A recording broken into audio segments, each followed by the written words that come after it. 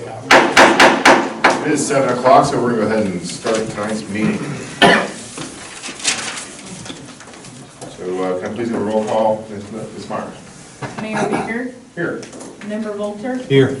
Member Neary, Here. Member Basler, Present. Member Cornett. Here. Member Burns. Here. Member Lynn, Here. City Administrator Giffen, Here. City Attorney Edge. Here. All in attendance, that's wonderful. Now if we could stand, please, and have a moment of silence and do the pledge of allegiance.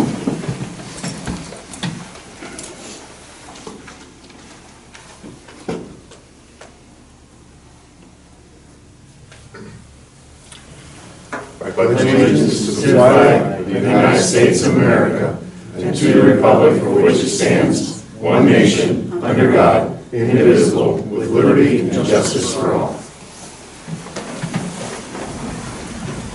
Thank you very much. We have a bit of a different agenda this evening after last month's re-jostling of the agenda. So first up would be the department heads report. So we'll start off, Tony, you're not frequently up here, so we'll go ahead and give it to you. Give everybody a copy of our monthly report from January. Gives all our total numbers for the month. Everybody has a copy of that? Any questions for Mr. Baldwin? Was it a busy month for you? Not really. All right. It's actually been interesting, some of the activity that's kind of died down a little bit. So that's good.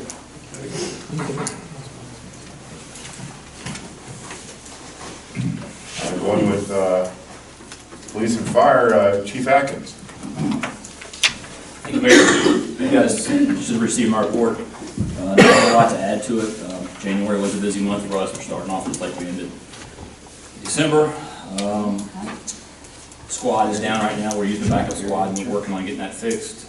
We are looking at our options as far as purchasing a new squad. Mr. Neary, you get questioned in the last fire board meeting about runs as far as falls, lift assist, like things like that. In January, we had 20 falls, and 10 of those we actually transported. We'll start keeping a little track of that for you. We do have a fire board meeting coming up on the 19th. We're just doing our thing. So, not a whole lot else to add to that. Any questions for me? I want to commend both you and the police department. I know you had some difficult situations in the past couple of weeks. We have. From what I've heard, they were handled very professionally. Thank you. Appreciate that. I'll pass that on to the guys. That was all of them. So. Thank you. Thanks, Chief. Can I go back to something real quick? Of course. Officer Baldwin? Area check, is that high for this month? Seems like 297. Well, it's going to kind of go up and down depending on, if the activity is there. Area checks tend to drop a little bit, but when the officers don't have much activity going on, they're going to be out, pulling on the door handles more often. To see that. And generally, most of your area checks are happening along, especially on the weekends, the evenings when places are closed.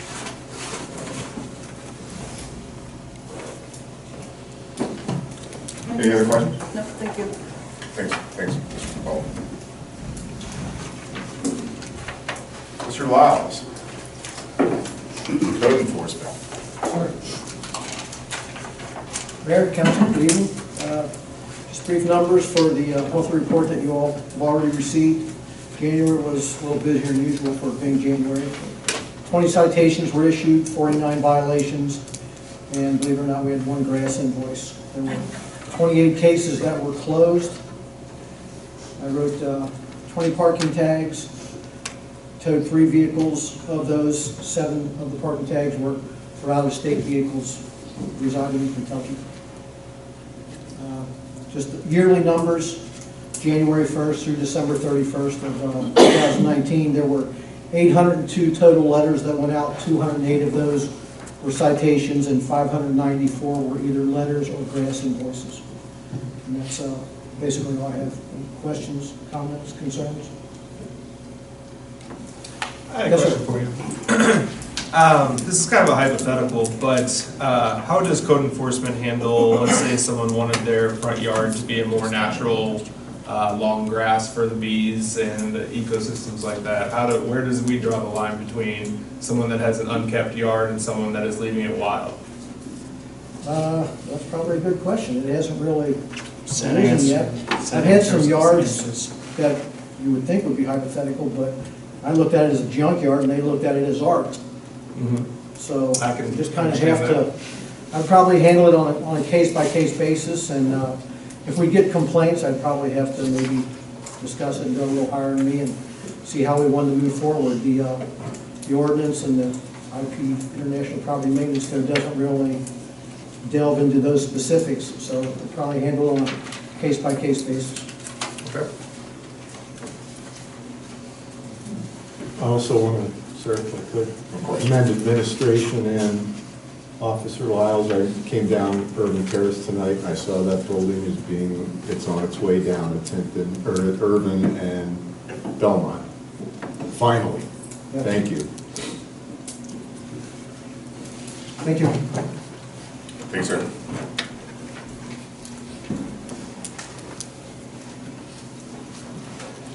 Mr. Yoder.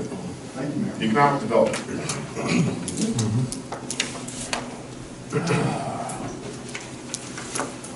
Updates on some of our new businesses. I mentioned Black Chicken a few weeks ago. They're finishing the last of their inspections, and we should have an opening in Ribbon County scheduled with them soon. Ketchum's Flooring is open. I think they're waiting for a little better weather. They could choose the Ribbon County on Sunday, but so we'll do Ribbon County on there. Still working with several other businesses I expect to open up this spring. Nothing new to announce on that. The Main Street Board is working with Hickory Dickory Dock Vintage Candies to be hosting a winter carnival in the city parking lot in the 500 block of 6th Avenue on March 14th, 2020. So they've done this in previous years in the city of Newport. It's been very popular. They'll bring in some, I guess, buskers or some people that they brought to the fall festival. So they're mainly putting this on. They attended the Main Street Board meeting. We talked about it. And the Main Street Board moved to pay for it in a bouncy house to have that. So there's more to come later. We're going to talk to Dayton Baptist Church, see if we can use their parking lot on a Saturday. So that's that. There'll be a Main Street Board meeting on February 25th. This month at Unataza, as opposed to normally at Hometown Heroes. So we'll meet at Unataza, so come get a coffee. Grants, I hope you all saw the news or on Facebook yesterday. Governor Beshear gave the city of Dayton a $91,043 recreational trail program grant for Sergeant Park. We've been working on this for 3 years, trying to get this funding, and I'm very excited about this. You got to keep working on these things. We should hear back later this month on a grant we submitted with Greenworks Ohio River Valley to Amazon, requesting funds also to help out at Sergeant Park, so cross our fingers on that. And I need to say there's a vital resolution of tonight's agenda to move the Safe Routes to School Sidewalk project on Dayton Pike Florida. This grant is vital in establishing a safe pedestrian connection from the base into Upper Dayton. I've been working on this for 3 years, from the day I started, and many in council and the audience have spoken of the importance of this project, especially for the safety of Dayton's children. So, update on the Board of Architectural Review.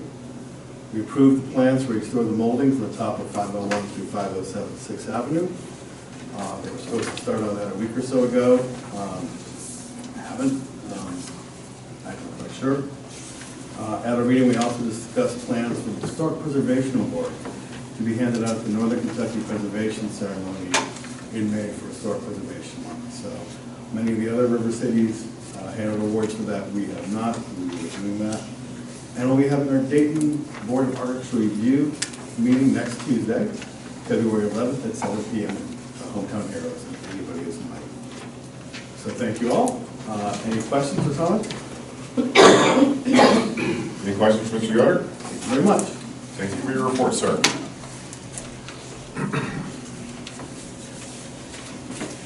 Mr. Lucas, I noticed you're in the crowd tonight. Do you have anything to report for the Public Works? No, I'm just here. That's fine. How much salt did you use this month? We brought in 50 ton and we've only used about 4 ton. 4 tons? Yeah. Man, I haven't used 4 pounds. All right.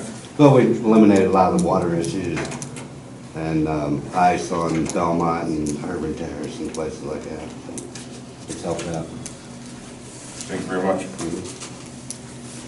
For the mayor's report, I do, first of all, want to say it was a very exciting day yesterday, meeting with Governor Beshear, and we had a very great event for the city of Dayton, Kentucky, when we received $91,000 plus for Sergeant Park. I want to give a major thanks to our city staff, Mr. Giffen, Mr. Yoder, on working these things throughout. This is going to be huge. We're going to reactivate some green space that's not going to only add more green space for Dayton, but the region as a whole. This is great. This is one of the things we fight for, and we're very grateful for the governor for giving us that money and for the work that you guys put behind it. So thank you very much. Second of all, I want to make sure that everyone understands that there will be a special election on the 25th of this month. This will be to fill Mr. Keene's seat in the House of Representatives. So all voting shall be happening at, they removed the school districts to make sure the kids could go to school that day. So the voting will be at First Baptist Church at 501 Dayton Avenue. So everyone shall be voting at that precinct. Make sure that you go to the right place to vote if you choose to vote that day. And of course, we always encourage voting. We are now moving along to the board appointments. Ms. Myers? For planning and zoning, we have Sandy Trutchell and Anthony Cadle. I don't know if they still want to be on it. I didn't. Yeah, they still want to be on. Okay. I imagine. Anthony, you're out there. Yeah. Still want to be on? If you would have me. We love having you, man. You're the best. Board of Adjustments Directory, Don Lynn. Board of Architectural Review, Emily Holthrop and Tracy Poodle. And Civic Club, Jennifer DeBrawler and Amy Kosterman.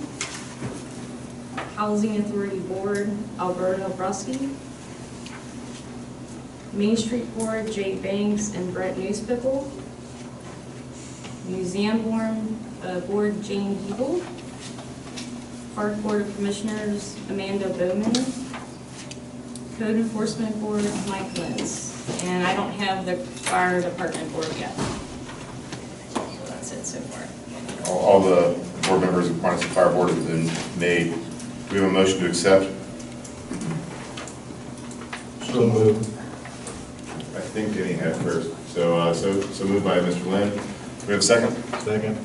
Second by Mr. Volter. All in favor? Aye. Any opposed? Any abstained? Passes. I'll move along to the approval of minutes from the January 7th council meeting. Do we have a motion to approve the minutes of the January 7th council meeting?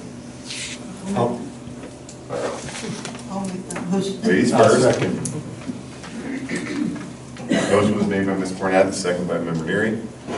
All in favor? Aye. Any abstentions? Any Not noes? voting. Mr. Volter abstained. Motion passes. Now we'll move along to ordinances. Orders. The first reading for ordinance 2020, number 1, amending chapter 154 by adding event facilities and child care center as a conditional use in the R1JJ zone. Ms. Myers? City of Dayton, Kentucky ordinance 2020 number 1, an ordinance amending chapter 154 of the Dayton Code of Ordinances, commonly referred to as the City of Dayton zoning ordinance, by adding event facilities and child care center as a conditional use in a residential 1R JJ zone. This ordinance amends chapter 154 of the City of Dayton Code of Ordinance by adding the event facilities and child care center as a conditional use in the R1JJ zone. This ordinance further adds a definition for the event facilities and child care centers. The ordinance further makes additional changes to other R1JJ conditional uses for clarity and purpose. The ordinance further adds a parking requirement for additionally permitted uses. That was the first reading. Second, the order number 2020, number 1R, authorizing the city attorney to initiate eminent domain proceedings to complete the subject project. Ms. Mark?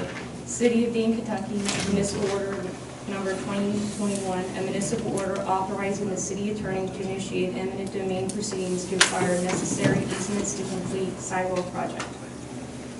That order's been read. Do we have a motion to accept order number 20? Mr. Mayor? Yes, sir. Before you proceed, I would like to recuse myself from any vote, decision, or discussion on the issue due to my relationship to Mr. Lenz. Understood, sir. Okay. So Mr. Volters recused himself, but we will need a motion to accept order number 2020, number 1R. Do I have a motion to accept? I'll make that motion. Mr. Ramirez made the motion. Do we have a second?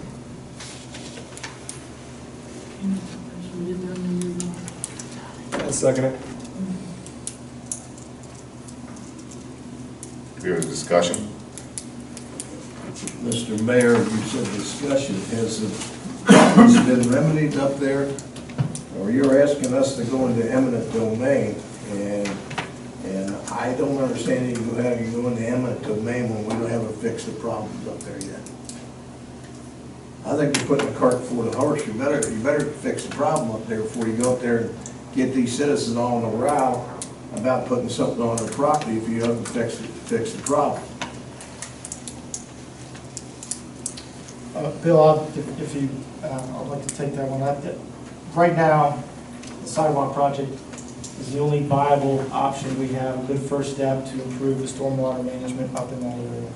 Anything else that we're talking about, we talked about in January, that we may talk about later, isn't real funding. There's no funding for some of these things. The only real thing that we have, an actual grant that will help keep stormwater, some of that stormwater coming from the street onto these people's property away from it. So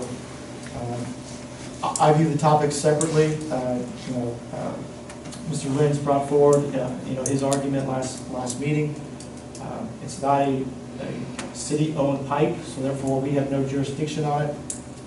He's just using this as an opportunity to delay the project.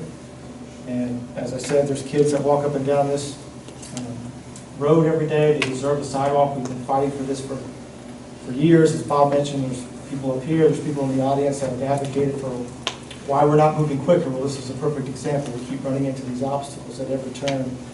We're trying to get this thing through. So I understand his concern up there. I understand the neighbor's concern up there. It's not ideal. The place has had a stormwater problem for 100 years. It's in a bowl. But this is actual something concrete that we have that can help as a first step of the stormwater problem up there. Anything else is just hypothetical. We don't have funding for. So My to question, delay this project based on someone's private property, and it is a private problem the way that it's used right now, is ridiculous. If we don't move forward with this project tonight through eminent domain, Mr. Lenz doesn't sign the documents, the grant goes into default and we lose the money. What that means is we have to pay back all the money that we spent. $100,000 in design and right-of-way fees goes back. We also have to fund a park and a sidewalk in Jamestown Park. That is being paid for by this grant. The grant goes away. That's something we were federally mandated to do that we would no longer have the funding to do. So I understand their issue, but it's a separate issue. We're asking for eminent domain for parcel or a piece of their property along the road for a sidewalk. We're not taking their entire property, and this is for the safety and well-being of the community and the kids that walk there. It's been mentioned several times in the comprehensive plan coming up how important it is for connectivity and sidewalks. This is part of a longer plan to connect Dayton with Fort Thomas. And if we lose this, we lose 7-8 years worth of work. And we still have a lot of issues to figure out where we get the money to pay back the grant and to do some of the other things that we're federally mandated to do. So this is actually something viable that is real that could help the stormwater problem up there. Is it gonna solve the whole problem? Probably not, but it's certainly going to help, and I think it's for the betterment of the community that we move forward. At this point, we probably already lost construction for 2020, but hopefully this can get us somewhere back on track. So you're telling me you're willing to spend $300,000 on a sidewalk when there's a water problem up there, and within 3 or 4, maybe 5 years, I'll go to 5 years, that sidewalk's gonna break and it's gonna be over the hillside? That just don't make sense to me. I think we have to address this issue up there. Bill, it's not, the issues that have been brought forward are private, and you can disagree with it all you want, but it is what it is, and there's nothing that I or you can do about that at this time. So, to make that issue about the sidewalk, it's, that private line is not related to the sidewalk.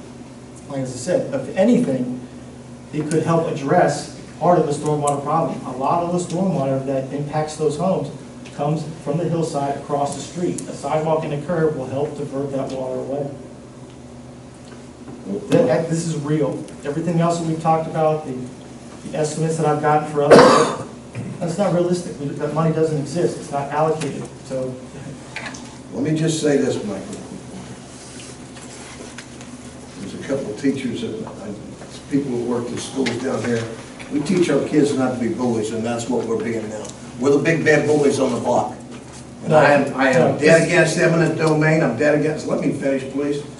That property up there, the city would never have that property, but they wouldn't have went to my mother-in-law and father-in-law and tried to do eminent domain right there. That's why you have a city garage up there. They took the 6.5 acres of land. All 90% of that land up there was my mother-in-law and father-in-law's, and they come out after her with eminent domain. You think I'm going to let them you do eminent domain tonight? You're crazy. well, what you're denying is there's several kids that walk up and down this road, and they're walking without a sidewalk. No, This what I'm grant is doing- for safety. What I'm doing, I'm It's for safety voting from my the very- conscience, Michael. It's for I'm safety voting from my the very conscience. beginning, and that's what's the most important to me. I'm voting my conscience, Michael. I'll echo Mr. Giffen's comments on some of those concerns, and Bill, I do respect your concerns. The other day, Michael and I drove up Dayton Pike at 3:30, and you saw kids walking through mud up that hill. We have been working on this for years. This has come to a point where we are not going to get this to move forward. We're going to lose a lot of taxpayers' money if this does not move forward. The reason for this is to give these kids a safe route to school. These kids have got 20 pounds of books in their backs. They're doing the things that we want them to do. We should not let them walk through mud. So this is important, and I appreciate your comments, Bill. I appreciate your comments, Michael. I'd like to make a comment. Yes. I own a property that also has some crazy water issues that aren't from my property. They come down the football field, they block up at Urban Terrace, and I get flooded out with 10 feet of water. It's my problem. Like, I realize that it's a private, like, I'm in the middle of some things. I mean, I could probably do some things to change it that might end up flooding my neighbors out. Like, I feel like I really understand the predicament that we're in. But, I mean, to block a whole project like this that would give you some sort of infrastructure, would give you curbs to help move water in different direction, at least gives us a start to start fixing the problem. I totally sympathize with anything you're going on up there. Like I said, I go through it every time we get those 100-year floods, just like you guys. But the way I see it, if we have eminent domain on that sidewalk, with your theory of that sidewalk getting wiped out in 5 years by rain, it would be the city's property. So at least that part of it would be off your shoulders. I know you have some stuff adjacent to that that would still be an issue, but I still think it's a good start. I mean, by putting your foot down and stopping the whole project doesn't help you with the private case. Like, I would encourage you to work with SD1 in the city to apply for that grant where each of you guys pay a third. That's the way I was gonna handle the project with me putting in a retention pond on my property was, I mean, that's literally the best case scenario you could have. And to not follow those steps and block a project that's helping the kids and that we've been working on for 3 years, I don't know, that's just where I'm coming from. I totally sympathize with you, but I feel like with my vote, I have to vote for a project that's already halfway there to get finished. So I'm not trying to take anyone's land. We're taking a part of a sidewalk that you guys could have given us permission for anyway. So that's where I stand.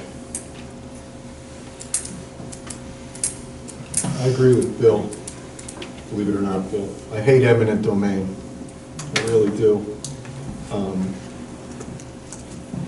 But, and you know, everybody wants to be on council. The hardest part about this job is telling people no. I mean, we always say it's for the citizens. No, our job is to protect the city as a whole. And sometimes you're gonna make people mad, even friends of yours. In a case like this, as everybody said, this project's been going on for so long. It also impacts the project for the sidewalk expansions in downtown on 6th Street. We can't do them without doing this. I don't care whose property it was, I would vote the same way to go eminent domain, just to get this project done. And I do believe, looking at the topology down there, even if you fix that pipe, even if you got a huge grant to fix that pipe, you'd still have the same water problem occasionally with the rains that we had last year, which was like 4 inches in a couple of hours because of the topology of the land. It's not being caused by the storm drain up there. You've got 40 acres drain into that pipe, including the north side of Lincoln Road. My backyard drains down into Lincoln, into that pipe going underneath your property. That is a separate issue, and I'm hoping that we can come to some solution for that pipe issue. But as far as the sidewalk goes, I think it's too important to this city as a whole. I wish we didn't have to do an eminent domain. That's the only avenue we have, and as Michael said, it's probably going to delay the project another year because we've missed the bid season and we've missed the concrete pouring season. I apologize that I have to do that, but I'd have to vote for it.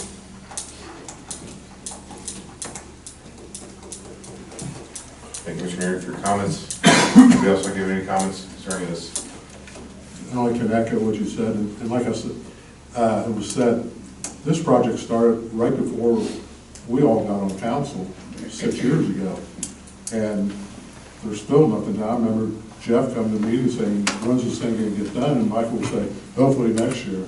It's always hopefully next year, hopefully next year. Well, time's here, so I think it's time to get it done. Thank you, Mr. Miller, for your comments. Anybody else with comments? I do promise both of you that Jeff and I and Mayor Baker and Mr. Giffen, we've been in stormwater meetings and meeting with SD1 and everything else. I promise you that I will not put that problem aside.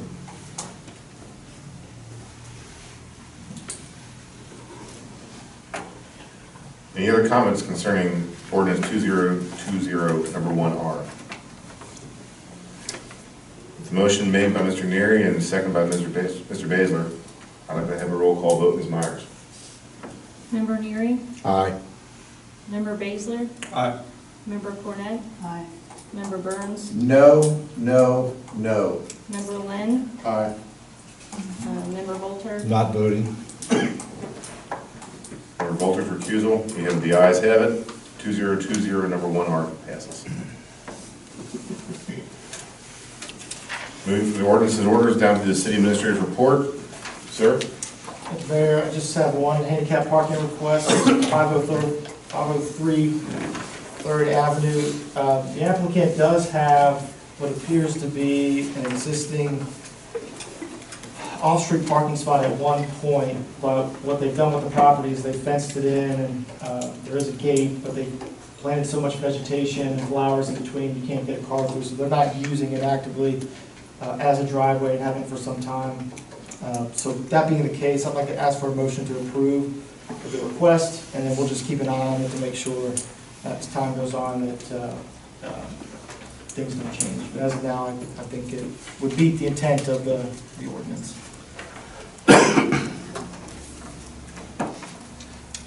How do we get a motion to approve that? We'd like to approve the request for the handicap parking at 503 Third. I'll make the motion. I'll second. Motion made by Member Neary and second by Ms. Cornett. Do we have all in favor? Aye. Any opposed? Any recusals? All ayes have it. Anything else, sir? I'll just add, I did want to know that you all may know, but I've been talking with, just to kind of get back to the prior topic, with Mr. Lenz since last summer about SD1's program, and to echo what Joe said from the beginning. I said if there's a possibility for the city to help in some way, I'm certainly going to continue to pursue those avenues as well to help the situation. So. Thank you, sir. Mr. Red, we move along to the city attorney's report.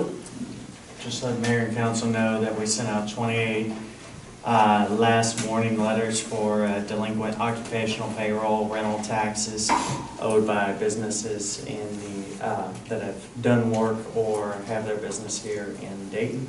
So hopefully we'll have some success on bending that number down and collecting the end of the 2019 taxes before the 2020 occupational payroll rental taxes are due on April 15th. Any questions for our attorney? I wanted to ask, I think I might have asked this before, but do we get all of the realtors who put signs up in our city in terms of occupational license? Tiffany? Did we get y'all? Okay. Oh, yeah, we can do that. Okay. I don't know how many of them we Oh, that's catch, Jeff. fine. I usually don't catch the process till we find out who's left that hasn't been paying. I just wondered if we did, but thank you. Any other questions for Mr. Edge? Thank you for your report, sir. And we'll now open up the podium with our new schedule to audience. Let's call, if you please, say your name and your address, please. Jean Cole, 319 Irvin Terrace. This is about the special election that you mentioned. I think most of us got a postcard in the mail, and it just said your new voting place is, and it didn't say this is for a special election. It didn't clarify that at all. So I'm hoping Beth can get it on the tape here, or whoever's recording, to let people know that this is just for the one-time vote. And it is February 25th for replacement of Dennis King. But then after that, the next election, you will go back to your original polling place. And I think they're supposed to be sending a letter to clarify that, because several people have complained that it was really confusing. That's correct. A postcard should be coming out that clarifies that information. Good. And I didn't hear, did I miss you talking about the ethics board? I might have just had that over my head, but I know Ben put me on that last year, so I want to make sure if I'm still on. I don't think we had anything on the ethics board. I think everyone was good. It's the easiest job in the world so far. That's good. And I'm going to ask Mr. Yoder, in the next coming weeks, if we could please get some signage around City Hall and anywhere else that we can put it around the city that to let people know where their voting location is for this special election, just to make sure that if people want to vote, they know where to vote. Thanks, Mr. Yoder. Anybody else like to have the podium? Mr. Cato. Name, address, you know the role.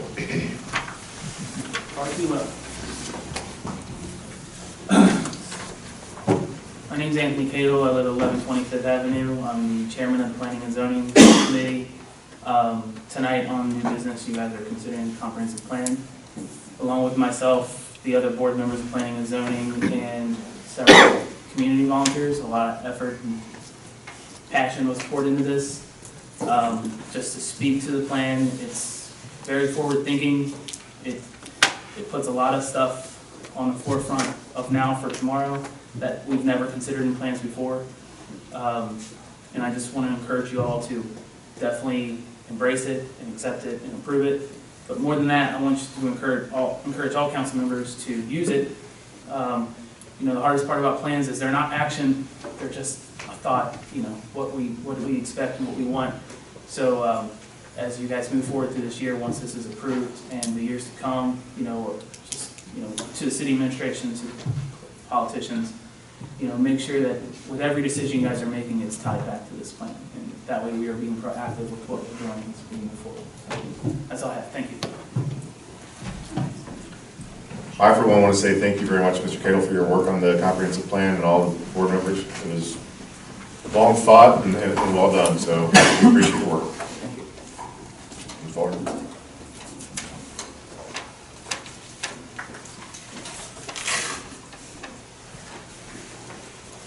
Kathy Bolter at 3361 River Point Drive in Dayton. And just a couple of comments. Firstly, there was a little robust conversation on Facebook tonight about the park situation, be it Sargent, the fencing not being down or whatever, and that is the quest in getting this new grant to have it accessible to the community. And it brought to mind a question. Now, I know this is, some things are hard to sitting on council, as I was there for 18 years, to think outside of the box, but Gilliland Park has been encased with a fence like a prison or forever, and it really didn't impact me much until we were fixing the property at 214 Berry, right across the street from it, all summer long, all during the day, and I'd look over there wasn't a body in the park, not a body, and I thought, there's a huge neighborhood to the east of the park, and you don't see anybody out, and I thought, why is this fence? Has anybody ever seen a community park with fencing surrounding it, and it's locked at night, of course? And I thought, if that could be open somehow on the Berry Street side, not even entirely, because I know there could be balls that are hit to the properties, but if you could access it from Berry Street, as that is supposed to be a lead way down to the riverfront eventually, it sure is tacky looking for one, and it just doesn't give a good appearance of a good, safe community. So I thought it might get more use if you all consider removing some of the fence or all of the fence to the east of it. So, I'm sorry, to the west side, so that the neighborhoods, Berry Street and through, could access it. I don't know the answer to that. Well, it's just food for thought, you know. I spoke it with my favorite council member, but. Drive down? Oil and water. We don't always agree. I would imagine that Mr. Lucas and maybe Mr. Baldwin might have some. Yeah, I mean, currently it's, go ahead, Rick. Okay. There is a personnel gate on the Berry side. It's right there where St. Bernard's fence Is connects. it open? We can start opening it. We haven't, You we've know, never opened it. It was it's just also for. the appearance of this huge chain link fence, like it's like it's unsafe to me, like it's a neighborhood that's unsafe, it's fenced. Just, That was mainly put in for softball and baseball. yeah. And, that netting protects a lot of those little Sometimes houses right things there. happened 50 years ago, like, oh, some kids broke in and tore the toilets up. Well, that happened so long ago, and we have cameras now, you know, so sometimes just thinking out of the box a little. As I get older, I do that. And another thing is, back to this issue on Dayton Pike and the eminent domain. I know it's not easy sitting there, and for years, I was on council when we got that grant, and I was so excited. And it was year after year after year, when's it coming in, when's it coming in? And especially moving up in that neighborhood now and seeing the kids walking up there after school, people don't recognize or realize how many there are. And I know I've come before this board and said, mark my words, somebody's gonna get hit, you gotta get that sidewalk in. Well, I realize now's the time, and I realize I have an association with one of the parties. I do want you to recognize, though, sitting on council and the administration, that a lot of these hard feelings and issues could have been avoided, and a lot of the strong-arming could have been avoided had there been a sit-down talk. Not just a phone call to the administration. And Bill, I agree with you on this one. A sit-down talk and around the table to work things out. And I don't think that that was done. That's causing hard feelings, and it's gotten to the point of eminent domain in a month's time and putting the impetus on this situation being their fault because a kid's going to get hit going up there. You know, it's been 8, 6, 7 years since this grant came through, and even a month ago after that last council meeting, had there been a come to Jesus talk around the table with the right parties, I think it could have worked out. But just my thought. That's all I got. Thank you very much, Ms. Lord.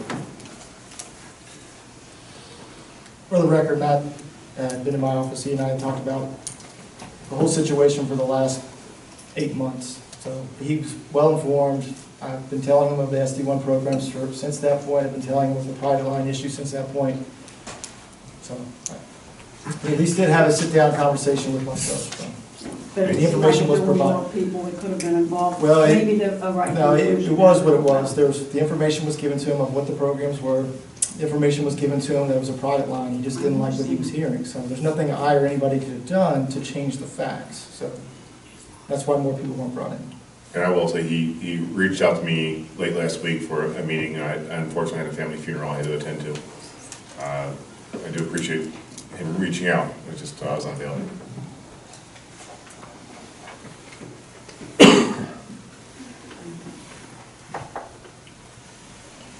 Yes, ma'am.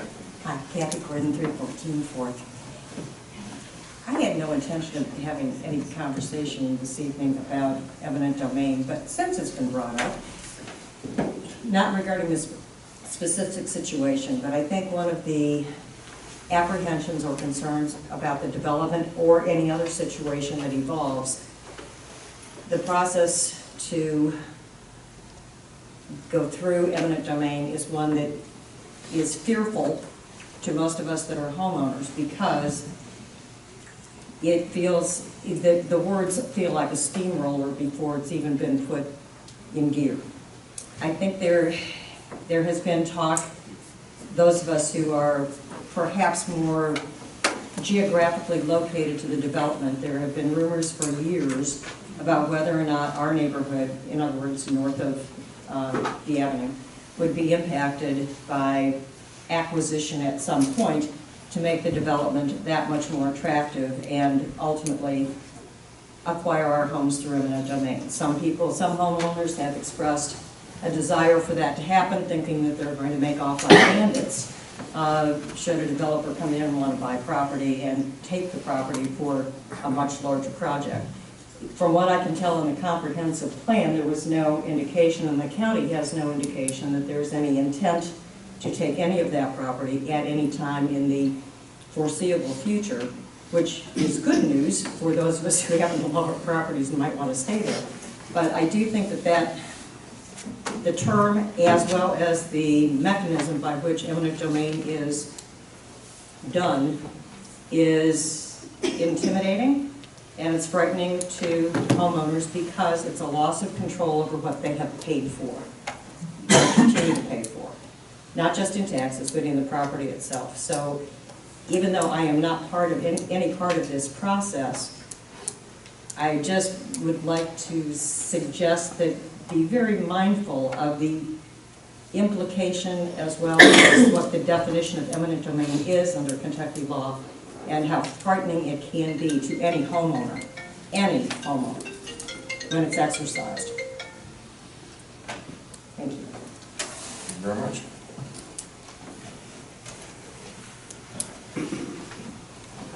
Schlitz?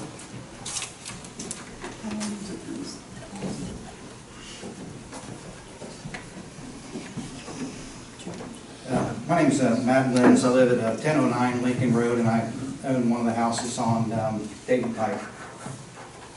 The last meeting I went to, I think they asked me to get an estimate to repair the pipe. I didn't know if the city did their due diligence and figured out what it would cost to replace that pipe. Did that happen? Yes. Okay. I did my part. What I did, I talked to CME Pipeline, and what they do is they look to see whether or not they can repair the pipe and identify the problem, maybe line the pipe. I don't know if the city's ever talked to Sanitation District 1 to figure out what the issue was. I know they keep on saying it's a private pipe. And when CME was there last Thursday, they said, I think they looked at the pipe. It's like a 36-inch concrete pipe. And all the catchwater basins from the city are dumping into this private pipe. Did you look into that, or did you see what's feeding it? Yeah, and it's feeding from above the hill as well. There's a lot of stormwater coming into that area. So it's a private pipe that's catching all the community's city water. And all the Is way, that right? and all the way up to Dayton Pike as well.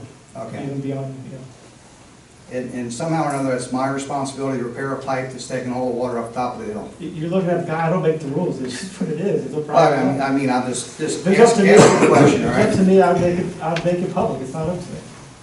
Did you get an estimate? They're gonna be back tomorrow. They had a special track camera, I think it's gonna go through there and check it out.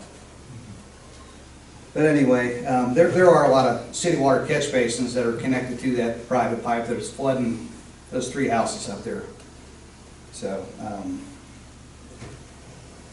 I had every intentions of signing off on the sidewalk project. I just wanted to see whether or not the city would address the stormwater issue that needed to be addressed first before you put that sidewalk in there. It's kind of common sense, as Mr. Burns said. I didn't know how long the city's been working on the sidewalk project. I guess Kathy had mentioned maybe it's been several years. And I wouldn't want to be the person that holds up a sidewalk, but I think the right thing to do would be to address the issue of the stormwater up on the hill. I mean, obviously, it's a big problem. So I don't know if I was wasting my time to get an estimate on that and just foregone conclusion that we're going to go with the sidewalk, but just wanted to ask that question. And I'd also requested to have a meeting with the mayor. Hopefully, if you have time one day this week, I would like to meet with you and speak with you, if you're allowed to do that. And I don't know if the city manager or maybe the city attorney needs to be present. I mean, if you need to invite We them, can do it. we can do that too. We can do it, like, I apologize, last week was a little crazy. Well, I understand. I mean, deaths happen. I mean, we all have to deal with that stuff. But that's all I have. But like I said, I mean, it's just kind of hard to believe that, you know, it's a private pipe. You know, a 36-inch concrete pipe would be my issue or my problem. And Mr. Redleaf's issue, his house gets flooded 3-4 feet of water. It's just hard to believe that you can sit there and think it's a private pipe, and there's no way. Well, we worked with SE1, where we figured out some numbers as far as what it takes to divert that water off, correct, Michael? Yeah, council should have a copy of Yes, the sir. email to them, and everybody has a copy of price breakdown. And so we have a price breakdown, what it would take to actually remove from that pipe and move it out towards the pike. And we're willing to discuss other options with you as well. So there's nothing off the table as far as sidewalk versus no sidewalk. That's completely different off the And I conversation. think that myself and Mr. Redleaf, I mean, you know, we're for the community. Of course. We've lived in the community our whole lives. And it's just one of those things where I think, that, you know, if the sidewalk's gonna be put off another week or two, I think, you know, there's a pretty good chance that maybe we can sign off on this, maybe we can prevent eminent domain. But eminent domain doesn't cost me anything. You just give the city attorney some money and they'll fight it in court, and so be it. So just letting you know, I mean, the issue still remains up there on the hill. And if I could, I mean, we have to, Mr. Lyons, we have to be real careful. I mean, I was gonna stop by the other night. We have to be real careful here. We've had other property owners that have come to the city with stormwater runoff off of private property onto their private property. Whatever we do, in your case or any other case, could set a precedent. And that's a long pipe going up there. And we could really, I mean, we could set a precedent that could bankrupt the city. That's why we're being so careful on this. And I really believe, well, I know that it's two separate issues. The sidewalk issue is separate from the water issue. Even if you were to get that water issue, that drain, that pipe cleared out completely or repaired, I'll guarantee on another 100-year rain that we have every couple of months, it's still gonna come over that curb and fill up your yard because of the swale in your yard. And the same way with Mr. Redleaf's property, where the next property down from you has the driveway built up, it's naturally gonna pond there. If we do the sidewalk, give us that chance to do that sidewalk and eliminate that issue, and maybe it will cure. And nobody will have to spend any money to fix that pipe. I've been up there in the rainstorms. It comes down the driveways across Dayton Avenue, goes right over that squimpy asphalt curb and right into your property. And very little, as I said, I had sat with the topo map, and there's about 40 acres that drain into that pipe. On the other side of Chateau Drive, it's less than 0.6 of an acre that's actually city street there coming down from Chateau Drive. City property is not causing the problem, with a very small percentage of it. Most of it is private property, and if we take any steps like that on a private line, we're opening the city and every taxpayer up for paying for it from now on. I ask you, please, just let us do the sidewalk and see if that cures it, The catchwater basins, there's 3 of them up here. right? That's a lot of water. And it only drains off of Chateau Drive, Yeah, coming there's a down the lot of hill. water there, and that's what's flooding the area. There's a lot of water there, so. The other piece I was gonna ask about, we all get our sanitation bills, and SD1 charges everybody stormwater removal. And hell, give me $5 a month from every resident in Dayton. I mean, that adds up to a lot of money. What's being done with that money? And as a city, you should be talking to SD1 and saying, hey, what can you do for us with the stormwater removal that you're charging all of our citizens? I mean, that's a lot of money. I mean, $5 isn't gonna break the bank for me, but give me $5 from every house in Dayton, that's a lot of money. So, I mean, does anyone approach SD1 to say, hey, what's gonna be done? You're collecting our stormwater removal money, what are you gonna do for us? So last year, Mr. Lenz, we created a task force within City Council and City Administration that we're speaking with SD1, we're speaking with civic engineers to see that Dayton is getting something for our money, because we've been arguing that, and I think we led the charge on this as far as river cities go, we don't feel like we're getting our money back, and we feel that our money's going south of the county, and it's going into Boone County, it's going into Kent County, and we're not getting our dollars back. So we've been petitioning SD1 on what can you do for us now? Because we've been paying those bills for 30, 40 years, ever since SD1 was created. And we have different infrastructure than they do in the newer parts of southern Campbell County and in Boone County, the Amazon or whatever. We should get some back. So we are fighting for that, and we are meeting with SD1 officials on a regular basis, and bringing with us not just ourselves and us raising our fists, but we're taking engineers with us to say that, hey, Dayton needs some help too. So we are fighting for that, and I do not blame you for asking for $5. Well, and the other part of it, I believe Cold Springs, they removed themselves from SD1, I believe. Yeah. And I understand the city of Covington is doing that as well, because, everyone's paying all this money and they're not getting anything in return. Yeah. So as representatives of the city, you should be working for the citizens of Dayton to find out what SD1 is gonna do for us as far as stormwater removal. I mean, it's easy to sit back and, hey, it's private pipe, it's my problem, it's Mr. Redleaf's problem. Everyone's being charged for this, and we're not getting anything in return. I don't think we're sitting back at all. Again, in the last year, we've only been at it for a year. We've been arguing with SD1 saying, hey, we've been paying the bill for so many years. We have old clay pipes that have been there for however many years that are deteriorating, and we're not being taken care of, even though you're supposed to be taking care of us. However, you're doing fresh dig builds down in southern Campbell County for shovel-ready projects. You're not taking care of us who've been paying the bills all these years. So I appreciate your concern that we should be going against or having the conversation with SD1, and we are having that conversation. And the sidewalk helps. I mean, that's a bonus that we had a grant that actually is a viable solution, because it's not about eliminating stormwater. Stormwater is going to get here. It's going to come from here, it's going to get here. It's about how do we channel it. And the sidewalk is a great example of how we get control of channeling some of that water. I agree, the sidewalk's gonna help, but it's not gonna fix the issue. When you got catchwater basins that's flooding the whole property, it's because of all the water coming off the hill. So it's a small piece of it, it could help, but I would look forward to meeting with you one day next week, and I think Mr. Redleaf would like to meet with you as well, and of course, it'll be a cordial meeting, and if you want to invite your 2 buddies there, you can do that as well. Thank you very much, Ms. Wentz.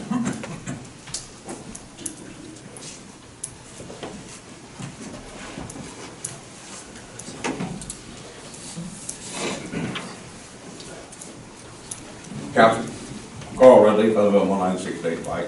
I'm not opposed to the sidewalk either, but my problem is all the water that I get, who's gonna pay for that sidewalk when it washes it out? I think with eminent domain, wouldn't it be the city's property then? The sidewalk? I don't know. I mean, I need something in writing saying I'm not gonna be responsible for it when it goes away, because I'm not fixing it. I was good with my buddy attorney. No, all we're doing is getting the easement for the maintenance and the construction of it. Now, at a future date, you know, city council may decide when it's time to repair, either to repair or not repair. But it's not dictated to this council one way or another, regardless of whether they use an eminent domain process, whether they get the rights. So you're telling me I'm responsible for it when it falls apart? Yeah. No, you're not getting my property.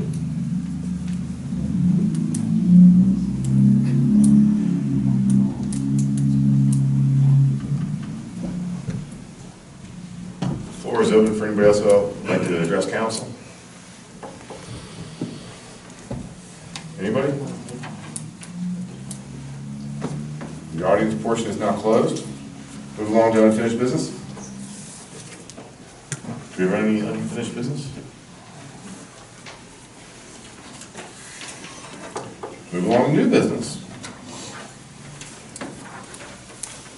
So, Mayor, with your permission, I think Yes, sir. I'd like to reopen the floor. If there's anybody in the audience that would like to make comments, suggestions, anything related to the comprehensive plan that they've reviewed, they can have an opportunity to direct that to the city council, and then after a public session, we can entertain any additional comments and suggestions from the city council. Michael, are you trying to conduct a public hearing out of this? I just was going to try to give an opportunity for anybody that had read the document online, if they wanted to. Provide some feedback, Yes. but you're not calling this any type of public hearing No. or satiating No. that requirement at this time? Just want to make sure we're clear. So what is the next step with the comprehensive plan as far as timeline? So I've Because got. it says 2018. Well, yeah. We'll update the draft. If there's no comment from the public, I have two pieces of information, one submitted by Councilman Neary that you all have a copy of. I'll review that with the ad district, and we'll work some of that into a draft, and then I'll send out for final review. There was, I got an email from Chairman Cadle. He had a couple things that he saw that we missed from our discussion of planning and zoning, so we'll tie that in as well. I'll send out a final draft in the coming weeks, and then we can take official first reading in March. So tonight would be the last opportunity for the public and the city council to make comment before a second reading, first and second reading.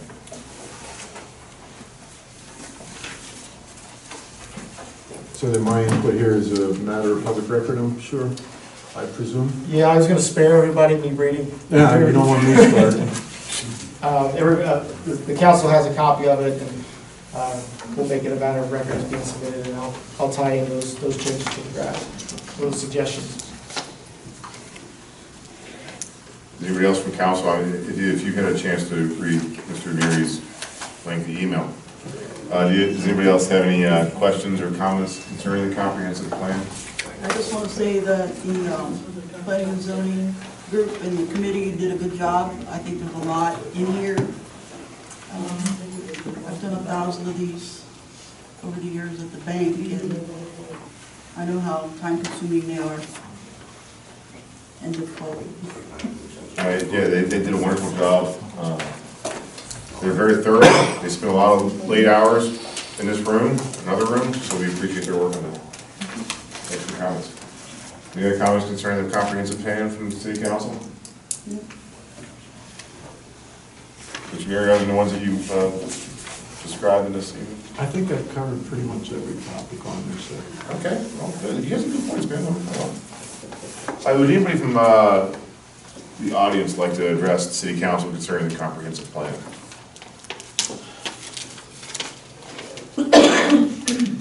Nobody? I would like to note that in the comprehensive plan, there is extensive coverage of stormwater management in the land use. Yes. It's, as I mentioned earlier to Mr. Lenz, it's been a major portion of what we've talked about this year and last year as administration. So it's obviously moving forward with that concern. This is your last chance to talk about something that's going to guide our city for the next years. Yes. Didn't Tom Bench just say that there was going to be a public hearing about the comprehensive plan, and this does not count as that? No, I was asking him to clarify that this was not a public It's just hearing comments. advertised. Okay. So there will be an opportunity at a later date to make comments? You From can the at the public. meetings whenever they have the readings. Okay, so maybe I was wrong about that. Now, this would be your last opportunity if you want any sort of consideration, thoughts, comments into the draft. Any other comments will come at a first or second reading if they not make it into a final draft. Okay, was that published anywhere on the website, or Mm-hmm. this night was the last night that the public could make comments? I don't know the exact wording, but it was noted that the public could make comments. I don't know how it was worded, if it was the last. Can you give us like a overview of kind of what's happening this? So the comprehensive plan is a document that kind of sets forth a vision for the community for the next 5 years, and it focuses on several different categories: land use, transportation, so on and so forth. And we've gone through, it's been a lengthy process. We put together a community of staff, elected officials, citizens, school members. Surveys.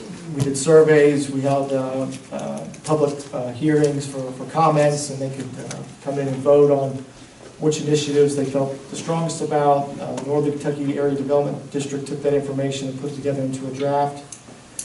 The Planning and Zoning Board met twice in November and December to review the document and make their comments, and that's kind of what led us to this point. But it's essentially a document that sets forth the community's vision for the next 5 years. Does this have anything to do with the city building? So the comprehensive plan is more of a broad sense, talking about facilities, so it does get mentioned, but it's not super specific on location or anything of that nature. It just mentions what public facilities are needed, not just with administration, but police, public works, fire. Well, I didn't look on the website, but I did not have, I wasn't there because I didn't look on the web, I guess, that there was a chance for us to put input into this, so. It's just a guideline. It's It's not binding. It's not binding. Well, No, I it's think not as Mr. legally Cagle binding. pointed out, it's a plan, but it's not a, what were the words you said? It's not action. It's not an action plan, it's just a plan. Right, right. Correct. It's a good plan.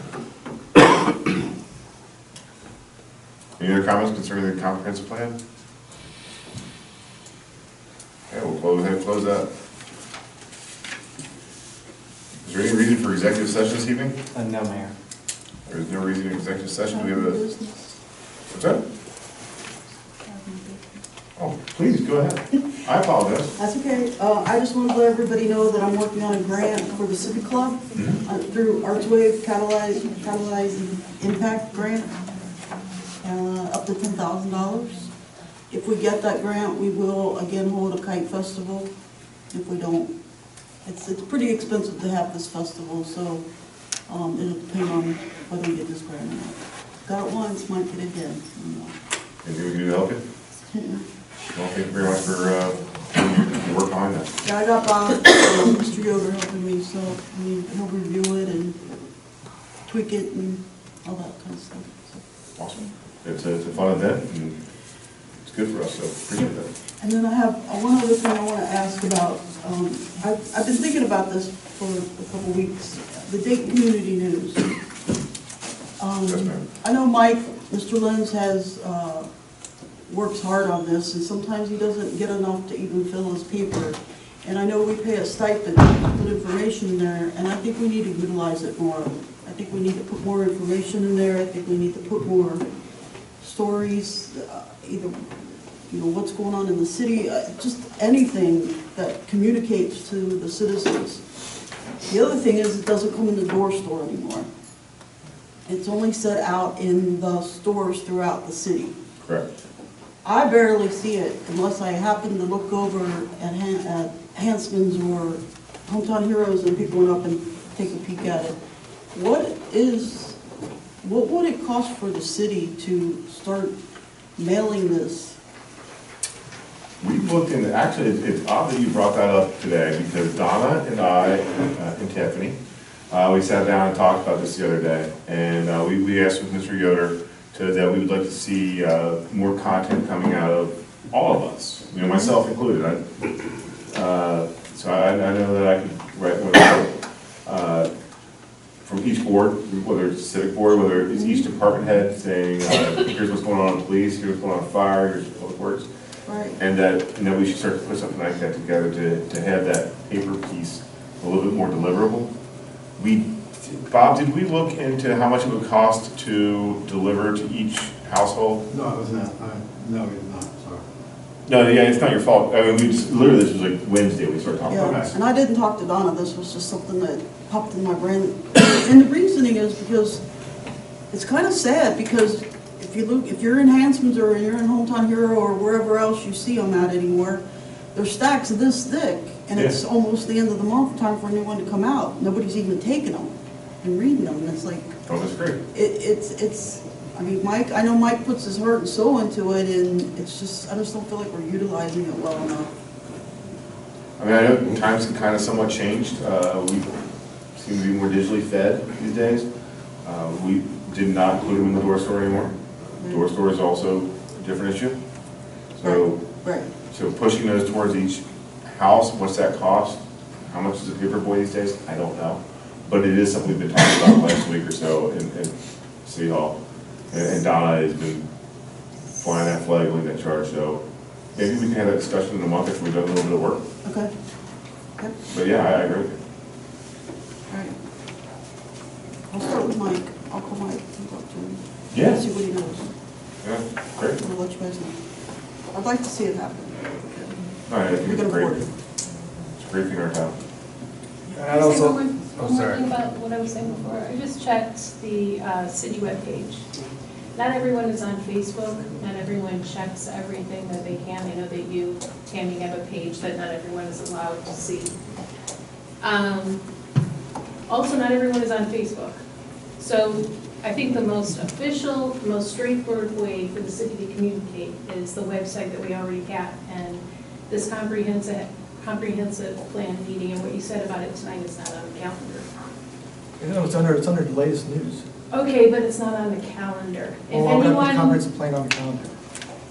That's a council. if any, this is a long, I've brought up the calendar many times, but when you're gonna plan out your evening, or you're gonna plan out your month, and you wanna be involved in city activities, you wanna know what's going on in the town that we pay a lot of taxes for. We check the calendar, it's often blank. Tiffany has read off all these boards tonight. Hardly any of these boards are represented on that calendar.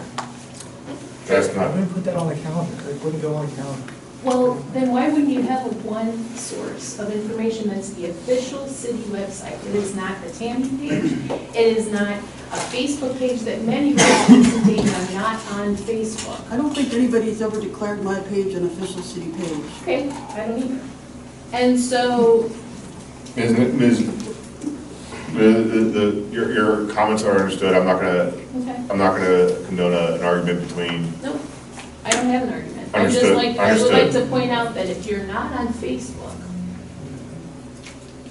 it's hard when you're looking at a monthly overview of what's going on in the city to find that information, especially when you have a calendar that is consistently not populated. Understood. Thank you. Thank you, Ms. Stein. Thank you. I'd also like to bring up that we're having another Dayton Community Garden gathering at the Lodge on Sunday morning at 11 a.m. We're gonna start planting our seeds, getting early in for spring. Amanda and one other citizen spent all day the other day bleaching out all the pots and getting everything ready for another growing season. So please join us at the garden. You will get free food eventually, so it's worth the effort. And if you don't think you have a green thumb, Amanda has 10 of them, so she's got you covered. All you have to do is put in a little elbow work. It's a lot of fun. There's not a lot of people that participate in the garden, and I mean, it starts off with a big or decent size, and then it dwindles down to just the two of us. So we encourage you to spread the word that we have a garden with free food. Maybe that'll get them coming. So. Thank you, Mr. Baser. Anybody else with any new business? Anybody? So I've already already asked about the executive session, which is not necessary for the evening. Do I have a motion for adjournment? I'll make that motion. Mr. Baker made the motion. Do I have a second? Second. Mr. Cortez made a second. All in favor? Aye. It's been a good meeting.